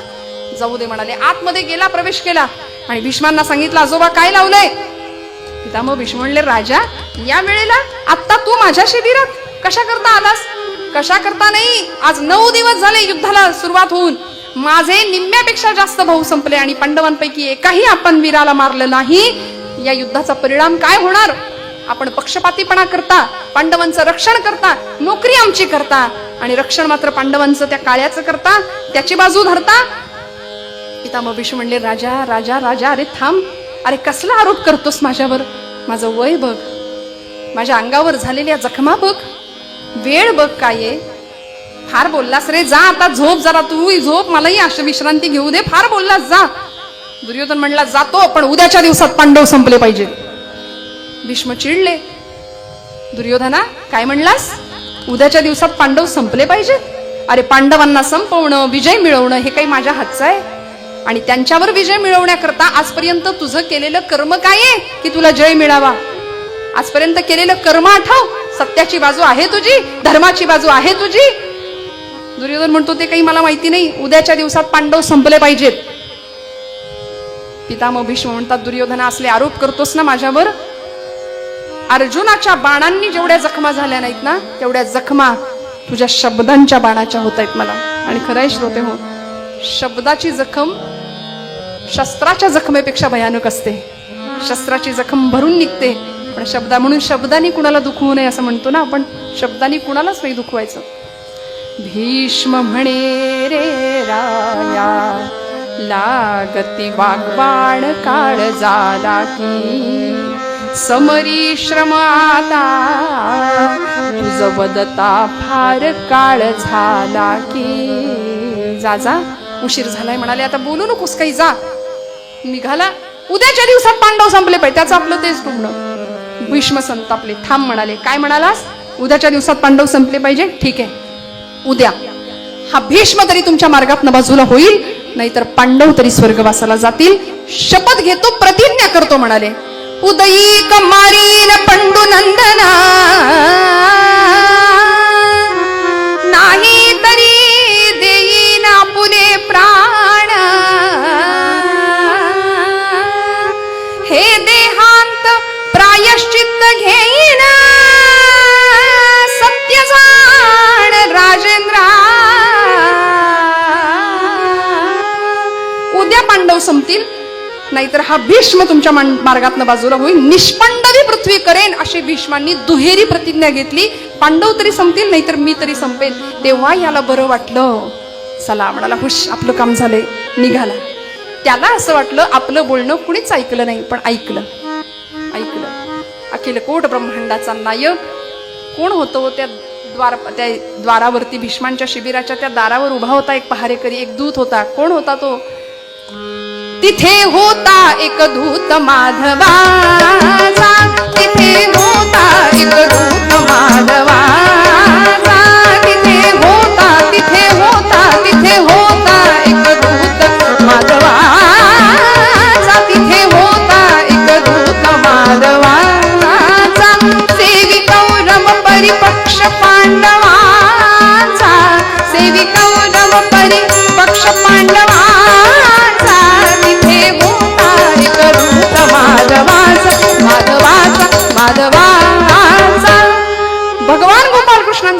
द्रौपदी लगेच बातमी पोहोचवली. अर्थात तो अखिल कोट ब्रह्मांडाचा नायक, नटधारी नटनायक, त्याला काय अवघड होतं कळणं. तिथपर्यंत बातमी पोहोचली, पांडवांच्या शिबिरात बातमी पोहोचली. एवढंच नाही, पांचाली, याज्ञसेनी, द्रौपदीपर्यंत बातमी पोहोचली. आणि मग मात्र या द्रौपदीने धावा केला भगवान गोपालकृष्णांचा. बघा, साक्षात आजोबा पितामह भीष्म प्रतिज्ञा करतायत आपल्या पतींना मारण्याची.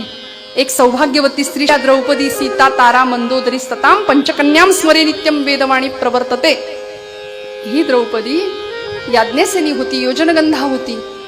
आपल्या पतींवर संकट येणार हे कळता क्षणी ती शांत नाही बसली, भगवान गोपालकृष्णांचा धावा केला. हे भगवंता, हे गोपालकृष्णा धाव. नारायणा रमा रमणा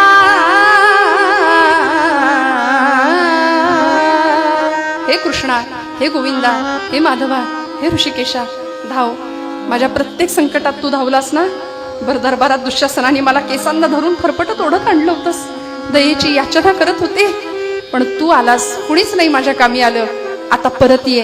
नारायणा रमा रमणा, नारायणा रमा रमणा, मधुसूदना मनमोहना रे मधुसूदना मनमोहना, करुणाघना रे नारायणा रमा रमणा, नारायणा.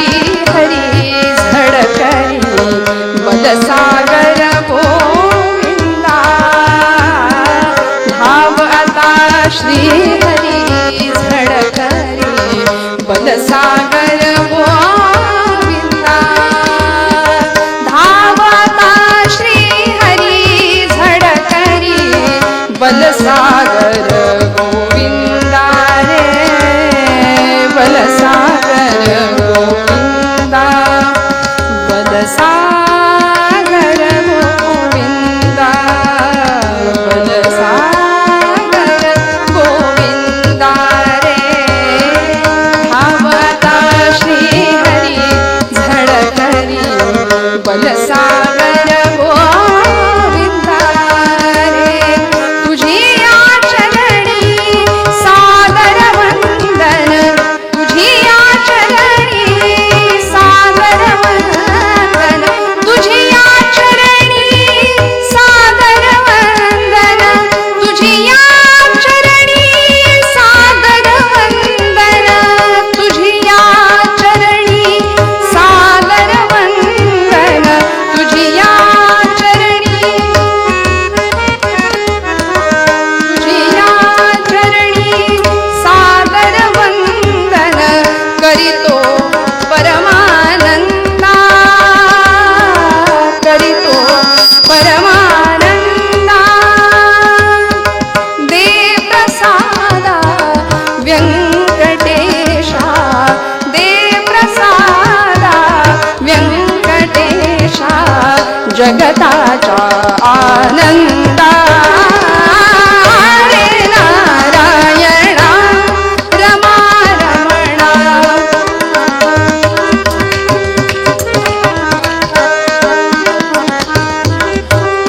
रमा रमणा मधुसूदना मनमोहना रे मधुसूदना मनमोहना, करुणाघना रे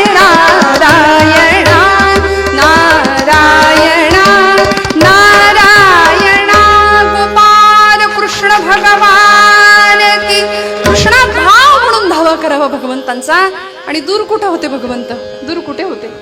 द्रौपदी ज्यावेळी भगवंतांकडे आली ना, त्यावेळी भगवंतांना द्रौपदी सांगते, कृष्णा, अरे माझ्या पतिदेवांवर घाला येणारे, त्यांच्या जीवनावरती घाला येणार, माझ्या सौभाग्यावरती घाला येणारे, आणि तू माझा भाऊ म्हणवतोस ना, खुशाल झोपा काढतोस, तुला काहीच कल्पना नाही याची. भगवंत म्हणतात, अगं द्रौपदी, झालंय तरी काय, जणू काही आपल्याला काहीच माहिती नाही असं देव दाखवत होते. द्रौपदी म्हणाली, म्हणजे देवा तुला काहीच माहिती नाही? अरे पितामह भीष्मांनी निष्पांडवी पृथ्वी करण्याची प्रतिज्ञा केली आहे उद्या. भगवंत म्हणतात, पितामह भीष्मांची प्रतिज्ञा, निष्पांडवी पृथ्वी करेन म्हणून? छे छे छे द्रौपदी, अगं ज्या भीष्मांच्या समोर काळ सुद्धा उभा राहू शकत नाही, त्यांच्या समोर मी काय करणार? द्रौपदी म्हणते, म्हणजे देवा याच्यावर उपाय नाही आता? छे छे, उपाय कसला विचारते? अगं काळाला सुद्धा ज्यांच्या पुढे उभं राहण्याची ताकद नाही, मी काय करणार? द्रौपदी म्हणते, ठीक आहे देवा, मग माझे पती उद्या संपणार, मग त्याआधी आज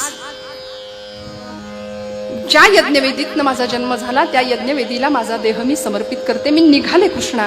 म्हणून पाठ फिरवली आणि भगवंत म्हणताय, द्रौपदी द्रौपदी, थांब थांब थांब थांब, मला एक उपाय सुचायला लागलाय, आपण प्रयोग करायला काय हरकत आहे, करून बघूया, बघूया झालं यश मिळालंच तर. द्रौपदी म्हणते, काय करायचं देवा, सांग पटकन. भगवंत म्हणाले, हे बघ द्रौपदी, ज्यांनी ही प्रतिज्ञा केली आहे ना त्यांच्याकडे जायचं आत्ता, हो या मध्यरात्री, हो आत्ता निघायचं. अरे शत्रू पक्षाचा सेनापती, बंदोबस्त केवढा असेल, सिक्युरिटी केवढी असेल, तिथं आपण पोहोचणार कसं तिथपर्यंत? तू कशाला काळजी करते द्रौपदी, मी आहे ना, मी नेतो ना तुला. म्हणून भगवंत द्रौपदीला घेऊन कुणालाही न कळता त्या युद्ध मार्गातनं, त्या आड मार्गाने, त्या रस्त्याने भीष्मांच्या शिबिराच्या दिशेने चाललेत. वेळ मध्यरात्रीची, मध्यरात्रीची वेळ. भीष्मांच्याकडे साक्षात गोपाल कृष्ण द्रौपदीला घेऊन निघाले. द्रौपदी म्हणते, देवा अरे तू कृष्ण, तुला कोण नाही ओळखणार, तुला सगळे ओळखणार. नको अरे. भगवंत म्हणताय, तू काळजी करू नको, मी माझं रूप बदलणार आहे, मी सोंग घेणार आहे, लहानपणापासून मला याची सवय आहे, मी अत्यंत उत्तम सोंग वठवतो, मी तुझ्या जोडा राख्याचं सोंग घेतो. म्हटले, जोडा राख्या, माझा गडी होणार? हो, तुझ्या गड्याचं सोंग घेणार. तुका म्हणे, त्याचा देव सर्व भार चालवी कामार होऊन या. गडी होतो देव, म्हणून तर तुकोबराय त्याला म्हणतात ना, जीवीच्या जीवना तुका म्हणे नारायणा, माझ्या जीवाचा जीव का वाटलं हो संतांना? कारण देवानी स्वतःलाच भक्ताला देऊन टाकलं वेळ प्रसंगी. देव म्हणाला, मी मलाच तुला देऊन टाकतो. द्रौपदीचा गडी झाला भगवंत, जोडा राख्याचं सोंग घेतलं आणि निघाले दोघ जण त्या युद्ध मार्गावरनं, त्या काट्याकुट्यांमधनं. अक्षरशः रक्ताचा चिखल झालेल्या त्या युद्धभूमीतनं भगवंत स्वतः द्रौपदीला घेऊन निघाले. कितीतरी अंतर चालून गेलं आणि द्रौपदीच्या पायाला खडे काटे टोचतायत. द्रौपदी सांगते, देवा नाही चालवत रे आता.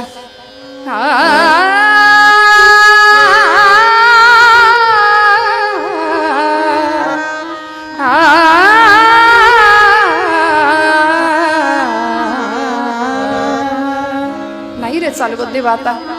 मजला चालवेना हरी, मजला चालवेना हरी, मजला चालवेना हरी, मजला चालवेना. देवा नाही रे चालवत, पायात खडे टोचतायत, काटे टोचतायत. भगवंत म्हणतात, द्रौपदी अगं वेडे, आधी नाही का सांगायचं, हे घे माझ्या वाहनात तू घाल. द्रौपदी म्हणते, काय आखरीत लावलंयस रे आज, आधी जोडा राख्या गडी झालास, आता तुझ्या वाहना माझ्या पायात घालायला देतोस. देवा काय म्हणू तुला? द्रौपदी उशीर करू नको. हे बघ, भगवंतांच्या स्वतःच्या हाताने द्रौपदीच्या पायात स्वतःच्या वाहना सरकवतायत भगवंत. मजला चालवेना हरी, मजला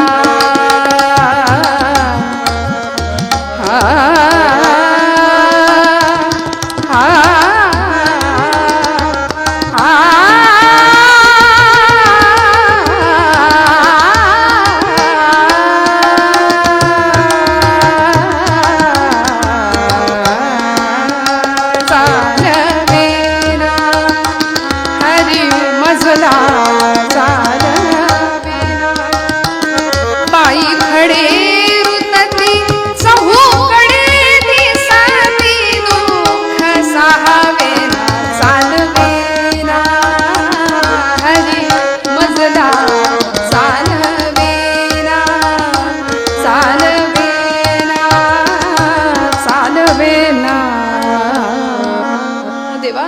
नाही रे चालवत. देवानी स्वतःच्या वाहनात द्रौपदीच्या पायात सरकवल्या. बघता बघता बघता शिबिर भीष्मांचं जवळ आलं. शिबिराच्या बाहेर द्रौपदीला सांगितलं, आता हे बघ, इथपर्यंतच माझं काम होतं, आता आतमध्ये तू एकटीनं जायचं. वा रे वा, मला एकटीला आत पाठवतोस, इथपर्यंत मला आणलंस. हे बघ द्रौपदी, भीष्मांचा नियम आहे, भीष्मांच्या शिबिरामध्ये 3च व्यक्तींना प्रवेश आहे. एक, एखादा साधू संत बैरागी सत्पुरुष असेल त्याला. 2, एखादी पतिव्रता सौभाग्यवती स्त्री असेल तिला. आणि 3, साक्षात द्वारकाधीश गोपालकृष्णाला. 3घांनाच पितामहांच्या शिबिरात प्रवेश असतो. मी कोण आहे? मी कृष्ण आहे का? मी तुझा जोडा राखे, मी आत कसा येऊ? देवा, वारे वा, मला इथपर्यंत आणलंस, इथे थांबतोस, जा आतमध्ये जा आणि भीष्मांशी बोल, तुला काय बोलायचं ते. द्रौपदी सांगते, देवा मी जाईन खरी, पण भीती वाटते रे. त्यांनी जर मला विचारलं तुझ्या बरोबर कोण आलंय, तुला इथपर्यंत कुणी आणलं, तर काय उत्तर देऊ? सांग माझा जोडा राख्या गडी आलाय म्हणून. खोटं बोलू? गडी म्हणू का रे देवा तुला? अगं सांग माझा जोडा राख्या गडी आलाय म्हणून.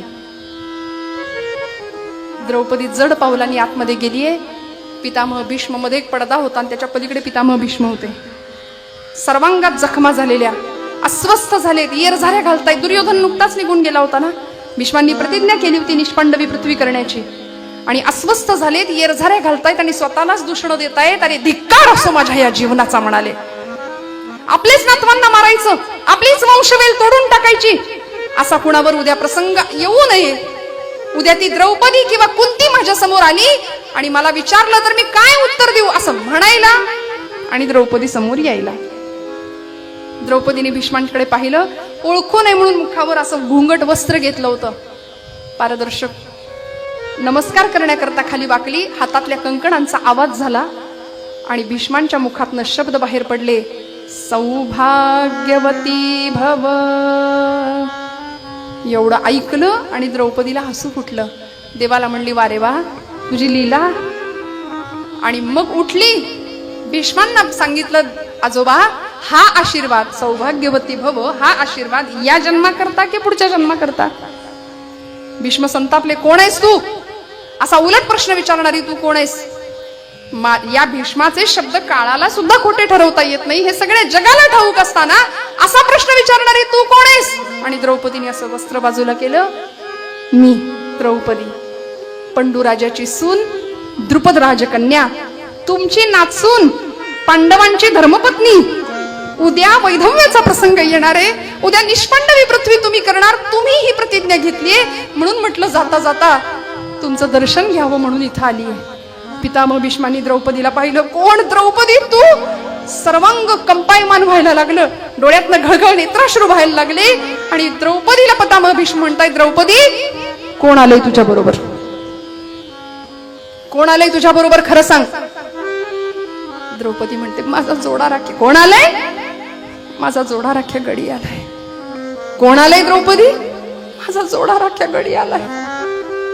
धावले पितामह भीष्म बाहेर, लोटांगण घेतलं, पाऊलाशी कडकडून मिठी मारली घट्ट पाऊलांना भगवंतांच्या, आणि म्हणाले, आपण द्रौपदीचे कोण? द्वारपाल? नाही म्हणले, जोडा राख्या. कोण कोण? भालदार, चोपदार? नाही म्हणले, जोडा राख्या. ही कुठली पदवी देवा? नवीनच. पांडवांच्या करता नाही नाही ती सोंग घेता आणि आम्हाला साधं दर्शन सुद्धा द्यायचं नाही. अहो, भगवंतांचं रूप पाहिलं भीष्मांनी. काळी कांबळी काठी कुक्षी जोडा हो, काळी कांबळी, काळी कांबळी काठी कुक्षी जोडा हो, काळी कांबळी.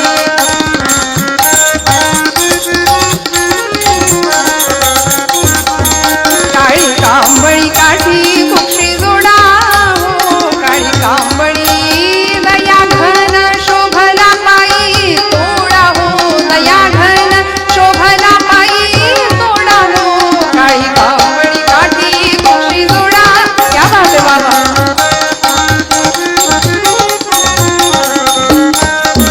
ब्रह्मादिक वंदिती ज्याचे पाय हो, ब्रह्मादिक वंदिती ज्याचे पाय हो.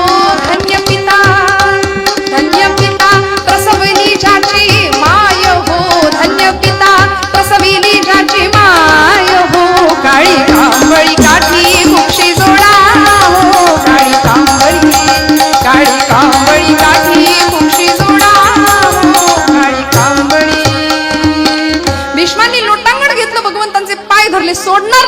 आता तुम्हाला, मी संकटात सापडलोय, मला सोडवा.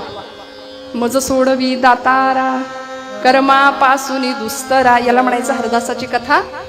मूळ पदावर तुकोबरायांचा पूर्वरंगातला अभंग आपण घेतलाय. काय मागणं मागावं भीष्मांनी? पाय धरले भगवंतांचे, सोडणार नाही म्हणले देवा पाय. भगवंत म्हणाले काय झालंय तरी काय? काय म्हणजे संकटात सापडलोय देवा. कमाल आहे तुमची भीष्मा आजोबा.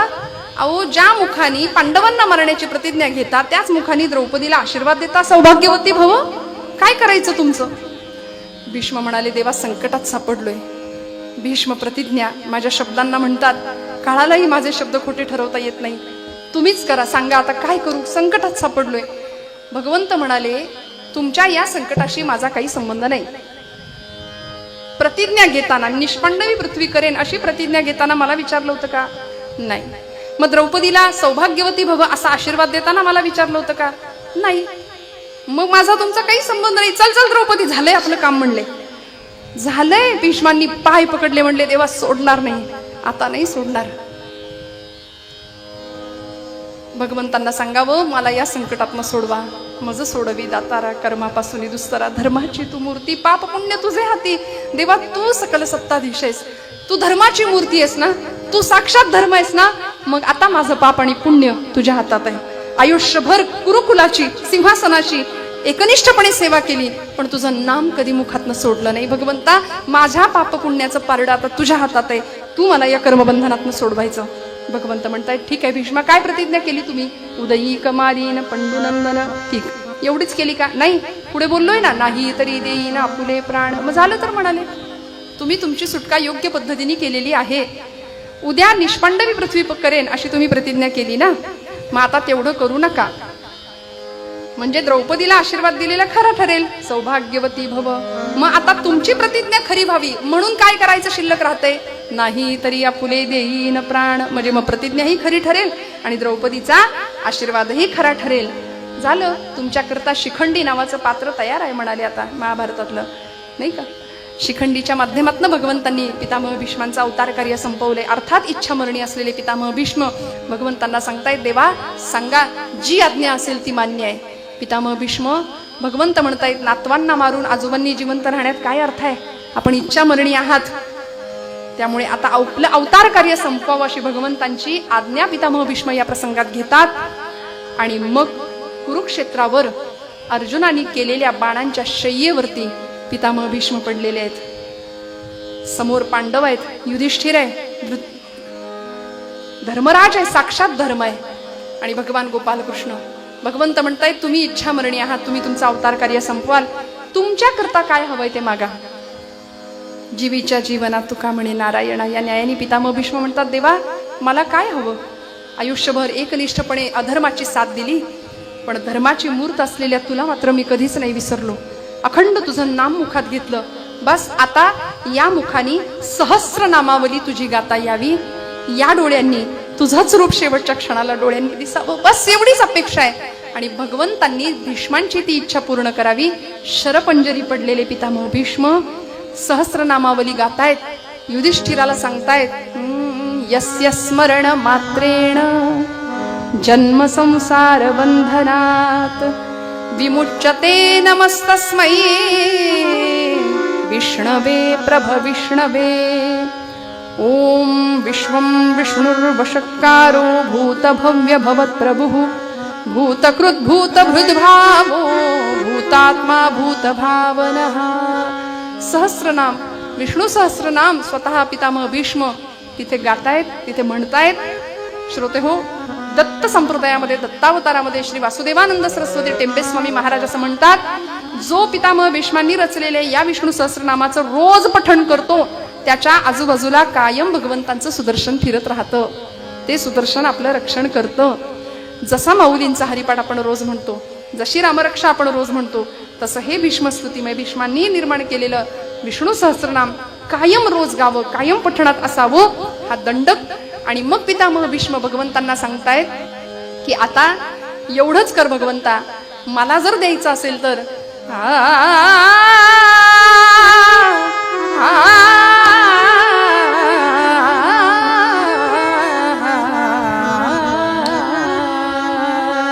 जीवी जीवीच्या जीवना जीवीच्या जीवना जीवीच्या जीवीच्या जीवना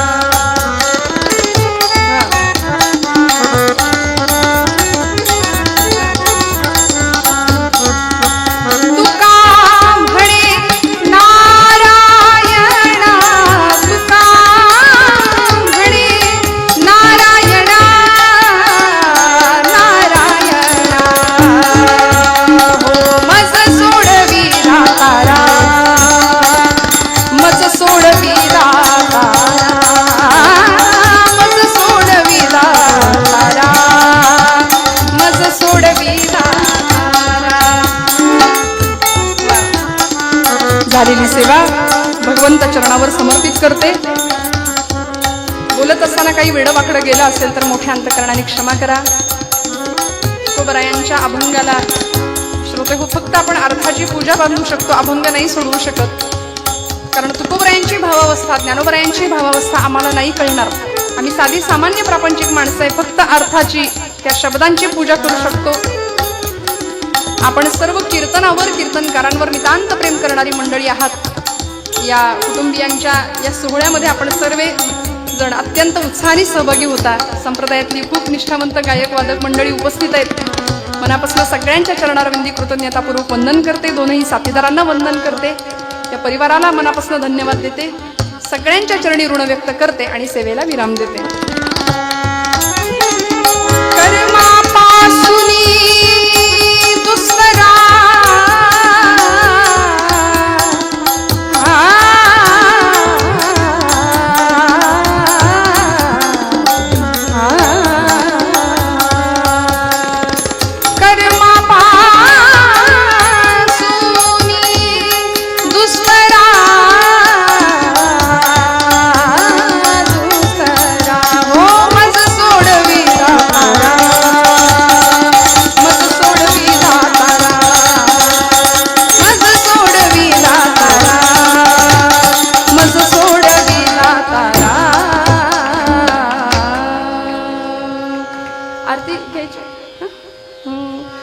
सगळ्या संतांनी जे मागणं मागितलं ते मागणं मागू आणि एक आरती फक्त गणपती बाप्पाची थांबूया.